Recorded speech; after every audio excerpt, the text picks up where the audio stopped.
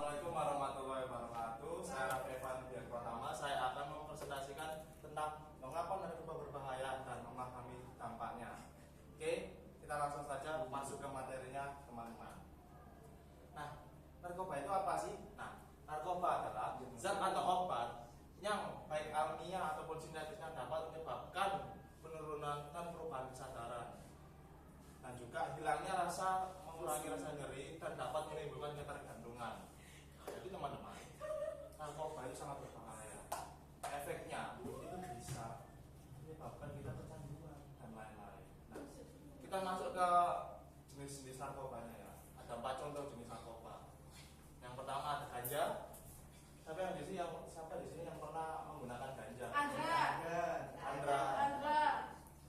Untuk pengobatan ya? Apa?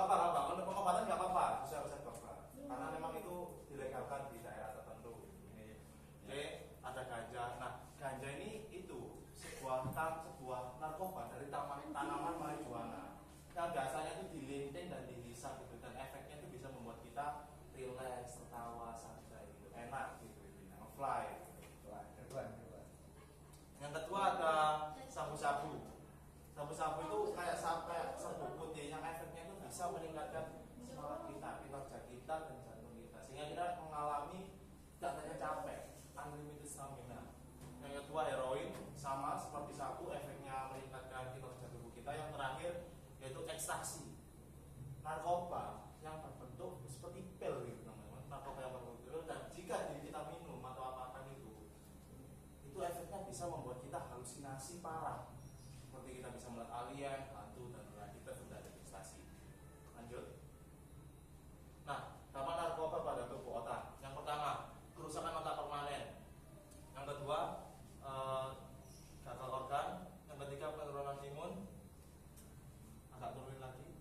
Yang keempat, bisa masalah pernapasan. Jadi pada otak yang terkena efek narkoba, pasti otaknya itu akan bermasalah. Karena apa? Narkoba menimbulkan dan membuat efek dopamin, efek kebahagiaan pada otak kita, dan itu tidak secara alami, yang membuat otak kita itu secara bertahap akan mulai kerusakan dan akan terkena narkoba terus menerus. Gagal organ juga bisa, seperti gagal ginjal, jantung, kan ada sabu-sabu ya. Yang ketiga, efek penurunan imunitas. Pasti orang yang menggunakan narkoba imunnya itu sangat lemah karena bukan terpengaruh oleh efek narkoba.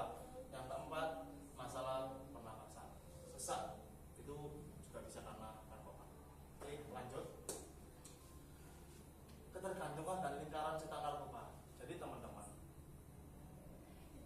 oke, kita masuk ke ketergantungan dan lingkaran setan narkoba. Yang pertama, pasti para pengguna dia disebut junkies ya. Di Amerika itu artinya para sampah gitu. Para junkies atau pengguna narkoba ini awalnya coba-coba. Awalnya coba-coba, terus habis itu toleransinya meningkat. Aku ingin meningkatkan meningkatkan itu efek narkobanya. Yang ketiga, ketergantungan secara fisik. Yang keempat, gejala putus zat. Yang kelima, kecanduan psikologis. Jadi secara fisik, psikologis juga, dan itu sangat buruk bagi tubuh. Lanjut. Oke, narkoba merusak mental dan emosional. Selain merusak fisik teman-teman, narkoba juga menghancurkan kesehatan, baik emosional penggunanya dan fisiknya. Nah, kita bahas yang tentang masalah emosionalnya. Yang pertama, gangguan kecemasan. Orang yang menggunakan narkoba pasti gangguan kecemasannya itu tinggi, karena tidak bisa mengontrol rasa khawatir, panik, dan kegelisahan kebutuhan akan narkoba itu. Yang kedua, depresi berat. Orang yang menggunakan narkoba pasti ingin selalu menggunakan narkoba, dan itu bisa membuat depresi berat.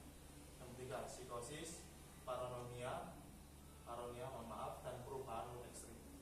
Jadi orang yang udah terkena narkoba, entah apapun itu jenis narkobanya, pasti orang itu moodnya itu bisa berubah, kadang marah, kadang nangis. Jadi jadi cewek-cewek yang gampang moodnya berubah bisa jadi. Ya, orang-orang yang mudian atau cewek-cewek yang moodnya gampang berubah bisa jadi dia pernah menggunakan efek narkoba, kemungkinan ya, juga. Oke, lanjut. Dampak sosial narkoba pada keluarga dan masyarakat. Oke, narkoba ini tidak merusak individu juga, tapi bisa berpengaruh juga pada keluarga dan lapisan masyarakat gitu. Kita lihat, yang pertama kehancuran keluarga. Pasti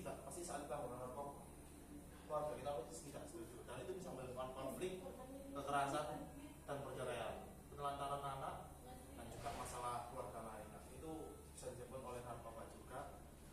Itu sangat berdampak negatif bagi keluarga sih teman-teman. Yang kedua, beban ekonomi. Narkoba itu mahal teman-teman. 1 gram sabu itu FBI Border Information, sabu itu adalah jenis narkoba paling murah. Dan itu sabu itu satunya itu 600.000 1 gram. Oh, dari mana? Riset mas.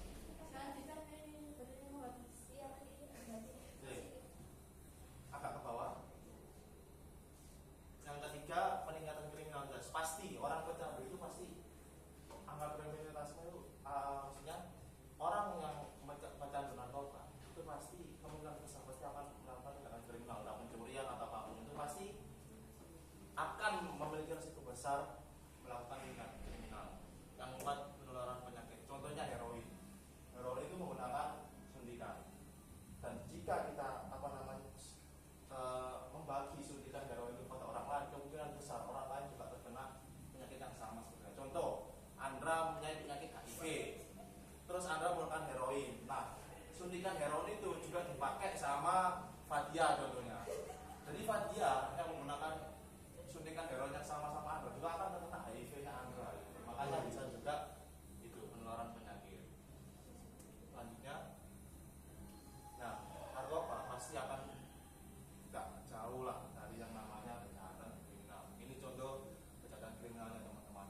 Yang pertama, perampokan dan pencurian. Pasti pengalaman saya juga pernah gitu, harta saya dirampok oleh seorang yang menggunakan narkoba, pernah pengalaman pribadi. Yang kedua, kekerasan. Orang yang moodnya berubah-ubah karena menggunakan narkoba pasti gampang terpicu amarah dan kerap melakukan kekerasan. Yang ketiga, perdagangan narkoba. Jelas jika pecandu tidak membeli narkoba, maka tidak akan ada perdagangan narkoba. Harus ada narkoba dan itu hukumannya bisa mati ya. Yang keempat, korupsi. Contohnya ada di negeri mana gitu orang korupsi pakai buat narkoba. Yang ke poin selanjutnya, pencegahan peran orang tua, sekolah dan komunitas. Untuk pencegahan di keluarga, kita bisa melakukan edukasi. Contohnya membangun komunikasi terbuka terhadap anak, istri, suami, ayah, orang tua dan lain-lain, sehingga komunikasi tetap terbuka dan saling terhubung. Program sekolah itu bisa